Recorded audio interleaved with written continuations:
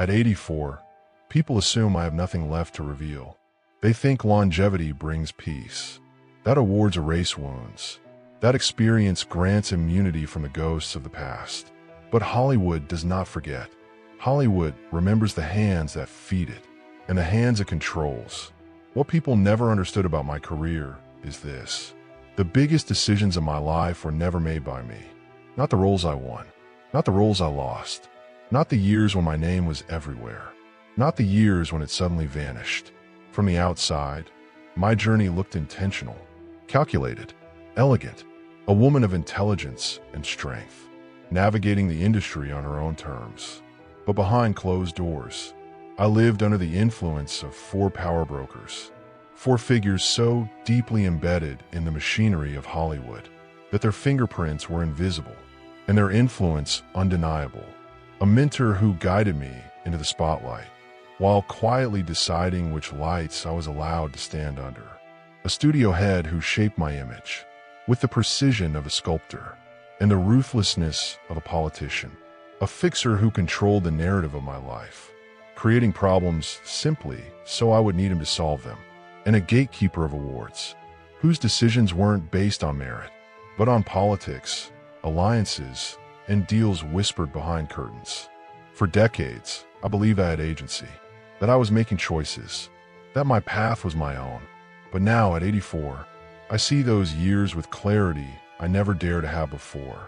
I wasn't steering my career. I was being steered, not with threats, not with force, but with something far more subtle. I know what's best for you. You should trust me. This opportunity isn't right for your image. You don't want to make enemies. These words shaped my life more than any script ever did. And tonight, for the first time, I will speak the truth the industry never wanted me to say. I will tell you about the 4 power brokers who controlled my fate, the men who orchestrated my choices, guided my victories, engineered my defeats, and shaped the woman the world believed I was. Not because I owe them anything, but because I owe myself the freedom of finally telling my story. This is the truth I carried for a lifetime, the truth I refused to carry into the grave. I never entered Hollywood naive. I wasn't the young ingenue from a small town who believed the world would open for her simply because she dreamed it would. I came from the stage, from scripts that cut deep, from directors who demanded precision, from audiences who could sense dishonesty the way animals sense a storm. The theater taught me discipline. It taught me truth. It taught me that a woman could be powerful without needing permission. Hollywood taught me something very different. When I first arrived, I believed talent would be my compass. That intelligence would protect me. That strength would make me unshakable. People called me serious, cerebral, formidable, words meant to be compliments. But in this industry, they were warnings. Hollywood doesn't fear beauty. Hollywood fears intelligence. And intelligent women, the ones who read contracts all the way through, who ask why, who refuse to be molded. We don't get ignored. We get managed. At first, everything looked perfect. My early roles came quickly. The praise was loud. The doors opened without resistance. Too easily. Later, I would realize that doors don't open in Hollywood unless someone on the other side wants you to walk through and wants something in return. The more successful I became, the more I sensed an invisible choreography around me.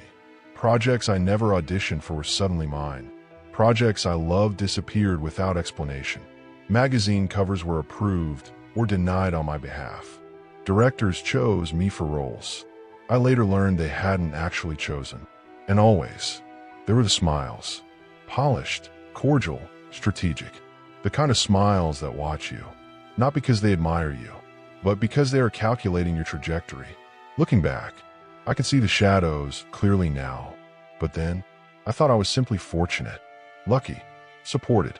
Support can feel a lot like control when you don't know who is pulling the strings. There were moments, small ones, that made me question things. A comment that didn't match the circumstances. A schedule change that benefited someone else. A warning about a director I had never met. A suggestion disguised as a favor. A role withdrawn after I expressed too much interest. But I pushed those doubts aside because the alternative was admitting that I wasn't driving my own career, that the independence people admired in me was a carefully crafted illusion. The truth is, I was being protected, I was being guided, I was being curated, and anyone who is guided is also controlled. People celebrated my strength, but they didn't see the bargains made behind my back. They praised my choices, without knowing I didn't fully make them. They admire my path, never noticing it wasn't entirely mine. What the world saw was Annette Benning, the confident, brilliant woman who navigated Hollywood on her own terms. What they didn't see was the network of invisible hands, steering me toward the woman they needed me to be. Behind the spotlight, there was a darkness I learned to ignore for the sake of survival. And now, at 84, I am ready to walk back into that darkness and name the forces that shaped me. He was the first person in Hollywood who made me feel seen. The first person who looked past my resume, past my stage background, past the quiet confidence I carried like armor, and spoke to me as if he recognized something rare.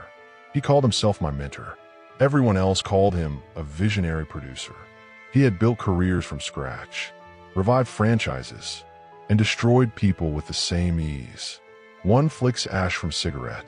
He found me after a performance in New York, told me I had the kind of intelligence that frightens directors and excites audiences, a line crafted to flatter, to disarm, to open the door between trust and dependency. I was still young, still new enough to Hollywood to believe that powerful men were generous when they offered guidance. He arranged meetings for me, introduced me to casting agents who claimed they'd been dying to meet me, sent scripts to my doorstep as if he had personally written my destiny. I didn't know then that he had also been the one blocking other scripts from reaching me, scripts he believed were beneath me, or more accurately, scripts that didn't serve his agenda.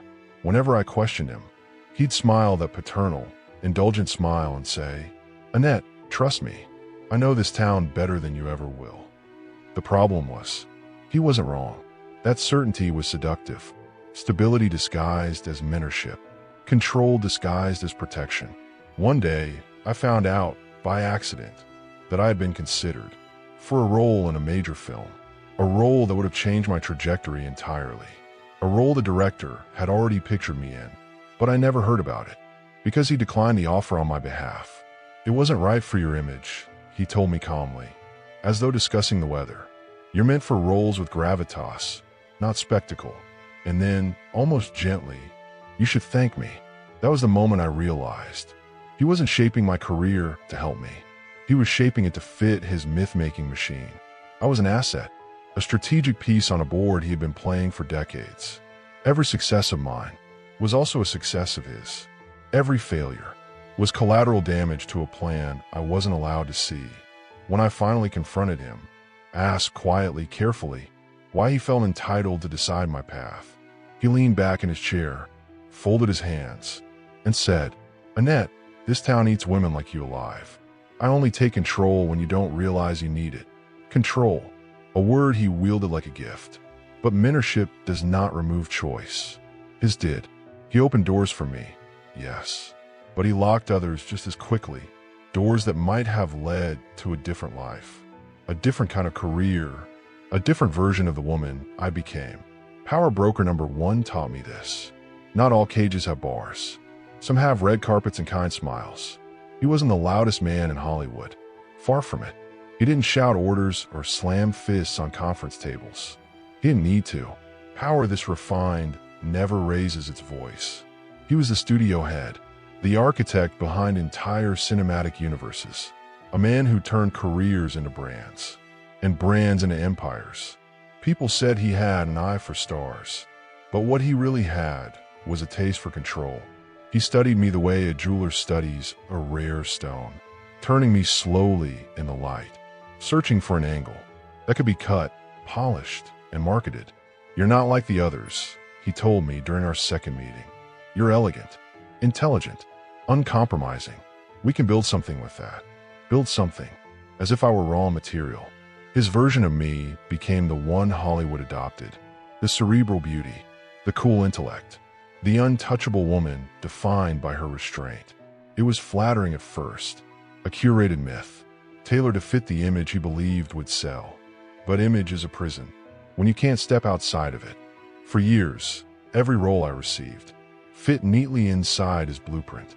Lawyers, professors, political wives, women who carried their dignity like armor, and their emotions in silence. Scripts that showed me vulnerable never reached my hands. Scripts that cast me fiery or chaotic magically disappeared. Directors who wanted a different Annette were told I was not available for that direction. I didn't even know such conversations were happening until much later. He crafted my public persona with surgical precision. The interviews, the magazine covers, the outfits chosen by stylists I never hired. He even rejected a photo shoot because he thought the lighting made me look too warm. "You are elegance," he told me. "You are intellect. Your brand is composure." Brand, composure, elegance. None of those words were about me. Not the real me. The real Annette was messy at times, emotional, funny, hungry for roles that stretched beyond the margin he believed I belonged in. But when I attempted to push back, to choose a role he thought beneath my image, he smiled with devastating calm and said, "If you break your image, Annette, you break your career." That sentence kept me obedient longer than I'd like to admit. Because in Hollywood, image is currency, and currency is survival. Over time, I began to notice the consequences of his curation. Roles grew repetitive. Critics wrote about my consistent gravitas, as if it were a compliment. Younger actresses received roles I would have killed to explore. I had become predictable, not by accident, but by design. Power Broker number 2 taught me this. If someone else controls your image, they also control the limits of your life. And those limits become invisible the longer you live inside them. He was never officially part of my team. He didn't work for the studio. He didn't hold a title anyone could point to. He didn't sit in boardrooms or walk red carpets. But his shadow touched every corner of Hollywood. People called him the Fixer, never by name, never in public. He was the man studios trusted to bury scandals before they surfaced, and sometimes to create them when someone needed to be reminded of their place. I met him only twice in my early career, both times by coincidence, which I later understood were anything but. At first, I thought he was just another strategist, the kind hired to manage narratives, to shield actors from the press, to preserve reputations. When the wind of public opinion shifted, he seemed soft-spoken, reasonable, even comforting in a strange way. But power that hides itself is always the most dangerous. My first taste of his influence came during a film I was desperate to land. It was challenging, daring, a role that would have allowed me to break free from the image the studio had built around me. I was weeks away from getting it.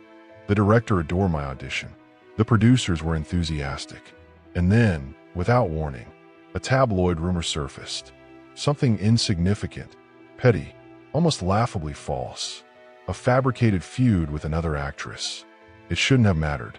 But suddenly the director hesitated. The producers went quiet, and the role slipped away, as if I had never been considered. Years later, I learned it was the Fixer who had planted the rumor, not out of malice, but out of strategy. He wanted me to stay aligned with the studio's long-term plan for my career. The role I wanted would have fractured my brand. He said, his exact words, reported to me much later, were, "Annette needs to remember who's guiding her. If she strays too far, we'll nudge her back." Nudge. Such a gentle word for something that broke me. But he didn't stop there. Every time I grew too independent, too ambitious, too vocal, a small scandal would surface. A negative article, a misquoted interview, a rumor about difficult behavior, always mild enough to deny, but strong enough to destabilize opportunities. And then, shortly after, a call would come, an offer from the studio, perfectly aligned with the path they wanted me on. The Fixer didn't just protect my image. He engineered my failures, so I would remain controllable. So I would believe the industry's help was essential, so I wouldn't dare imagine a career built entirely on my own decisions. I wasn't being guided. I was being kept in my place. Power Broker number 3 taught me this. Control isn't always applied through success. Sometimes control is applied through strategically timed failure. Failures designed to make you grateful for the very cage that holds you. He was the fourth one, the quietest, the most polite, and in many ways, the most powerful, because he didn't control productions, or roles, or scandals, or public narratives. He controlled legacy. He was a senior member, one of the most influential, on the board of a major awards body, a man whose approval could turn actress from respected into immortal. People think awards are about merit, about artistry, about a performance that moves the world. But he taught me the truth. Awards are negotiations, and my legacy was a bargaining chip. I met him for the first time at a formal dinner. He was warm, articulate, full of the kind of charm that never feels forced, the charm of a man accustomed to being listened to. He told me he admired my work. He told me I had the kind of brilliance that lasts. He told me my career was inevitable. And then, with a softness so precise it felt surgical, he added, "But timing is everything, Annette, and timing must be managed." I didn't understand what he meant until later, until I watched the seasons of awards campaigns turn into political maneuvering, until I saw how easily nominees were shifted, like pieces on a chessboard, until I realized my performances were not the only thing being evaluated. One year, I was considered the frontrunner for a role critics said was career-defining. My meetings were flawless, my reviews luminous. The momentum was undeniable. Then suddenly, another actress, backed by a rival studio, became the new favorite, and in the months that followed, I learned why. The fixer had been wrong. It wasn't scandals that shaped destinies. It was deals made in rooms where no cameras existed. The gatekeeper, this elegant, articulate man, had traded my Oscar campaign for political leverage within the organization. My win would have benefited my studio, but blocking my win benefited him. When I confronted him years later, he didn't deny it. He simply said, "You were extraordinary that year." But another outcome was more useful. Useful, a word that cut deeper than any loss ever could. He told me something else that night, a truth I was not ready to hear at the time. You don't need awards to be great, Annette, but the industry needs awards to decide who gets remembered. It took me decades to understand the cruelty of that statement, because he wasn't just controlling who won. He was controlling who history would celebrate and who history would quietly let fade. Power broker number 4 taught me this. Hollywood doesn't decide your worth as an artist. It decides your place in the narrative. It wants the world to remember. And for years, I allowed that narrative to define me. For a long time, I believed the 4 of them stole pieces of my life. I believed they controlled me, limited me, redirected me, manipulated me. I told myself I was a victim of an industry that sculpted women into narratives, long before it ever allowed us to speak. But now, at 84, with nothing left to lose, and everything finally clear, I understand a truth far more unsettling. They didn't take my power. I gave it to them, quietly, consistently, willingly, not because I was weak, not because I was naive, but because Hollywood rewards silence and punishes defiance, because the illusion of control is often easier to live with than the chaos of uncertainty. I didn't speak up when a mentor shaped my career, as if I were a character in his story.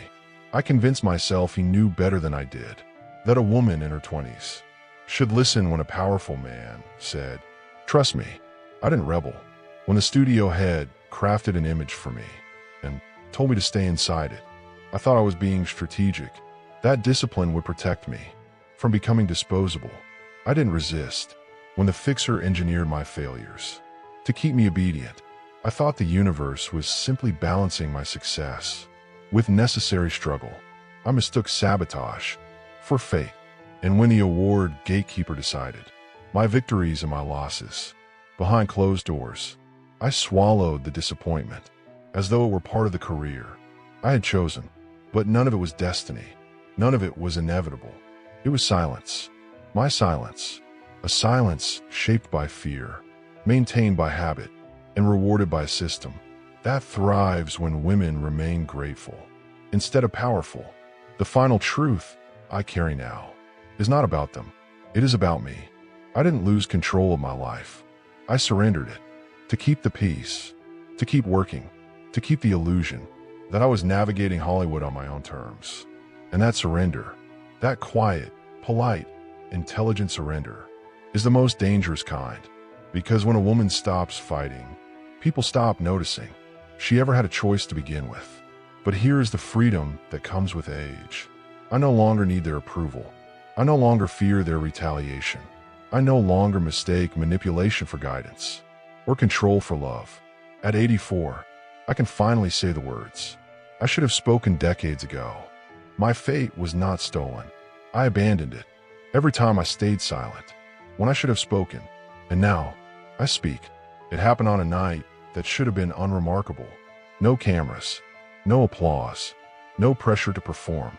Just me alone, standing on the empty stage of an old theater in Los Angeles.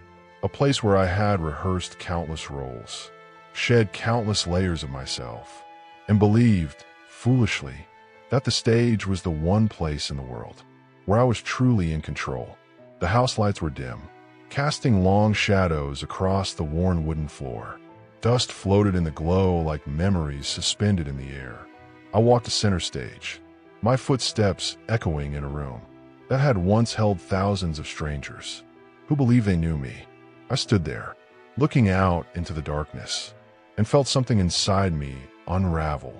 For decades, I had told myself a comforting lie, that the choices I made were my own, that I had navigated Hollywood with intention, that I was the architect of my career.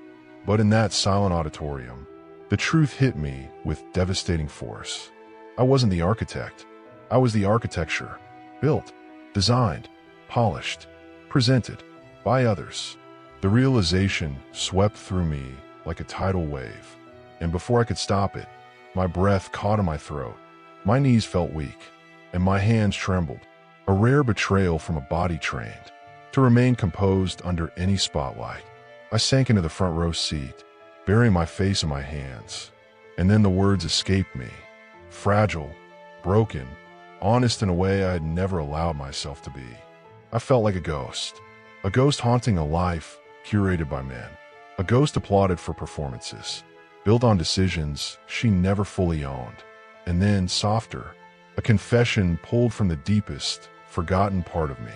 The world forgot me, forgot the woman behind the image, forgot the voice behind the silence, forgot the bruises behind the strength. But the truth came swiftly, sharply, cutting through my self-pity like a blade of light.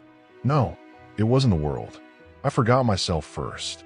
I forgot the young actress who believed in autonomy. I forgot the woman who wanted roles that scared her, not roles approved for her. I forgot the human being inside the icon Hollywood built so carefully that even I began to believe she was all I was allowed to be. Sitting there in the dark, I felt grief rise through my chest. Grief for the years I lost. Grief for the choices I never made. Grief for the version of me I had abandoned to make others comfortable. And yet, beneath the grief, I felt something else awakening. Something small, steady, and quietly defiant. A pulse. The kind that reminds you are still alive, still capable of choosing, still capable of reclaiming what you once surrendered. The morning after my collapse on that empty stage, I woke with an unusual kind of stillness. Not weakness, not sorrow, something quieter, something resembling clarity. Los Angeles was barely awake, the sky a pale blue, the city humming softly beneath my window. I made tea, wrapped myself in a robe older than most of my films, and let the warmth settle into my hands. For the first time in decades, I didn't feel the need to be anything. Not composed, not brilliant, not iconic, not Annette, the woman Hollywood trusted to carry gravitas. Just a woman in her 80s, who had finally spoken aloud. The truth she carried alone for half a lifetime. It didn't feel shameful. It felt liberating. As the sun rose, I walked outside, letting the light touch my face. Age has a way of stripping everything unnecessary, including the illusions we cling to, as if they are the only thing keeping us upright. I thought about the 4 men who shaped my life without my consent, not with anger anymore, And not with forgiveness either. Forgiveness requires accountability. They never asked for it, but I saw them now, with a clarity I didn't possess in my youth. Men who believed power was their right, shaping me not because I was weak, but because the system rewarded them for doing so. And I saw myself, finally, honestly, gently, not as a victim, but as a woman who survived, by choosing silence, in a world that punished women who challenged the hand that fed them. Now, at 84, I no longer need to survive. I can live. I can choose roles for myself. I can say no without fear. I can say yes without calculation. I can speak without lowering my voice. I can exist without asking permission. For the first time in my life, my choices belong to me, not to a mentor with hidden agendas, not to a studio head obsessed with image, not to a fixer engineering my narrative, not to an award gatekeeper negotiating my legacy. Just me. As I sat in the morning light, I felt something I hadn't felt since my earliest days on stage, before the handlers, before the strategies, before Hollywood taught me to mistrust my own instincts. I felt possibility, not the possibility of fame or accolades. Those things feel small now, but the possibility of authenticity, of peace, of being remembered, not for the image they crafted, but for the woman I finally allowed myself to become. If there is one lesson I leave behind, one message for the young women who will walk the path after me, it is this: never confuse silence with strength, and never confuse guidance with control. Your life is yours, until the moment you give it away. I gave mine away once, piece by piece, but now, in the final act of my life, I take it back, and that, more than any award, any role, any legend, is the legacy I choose.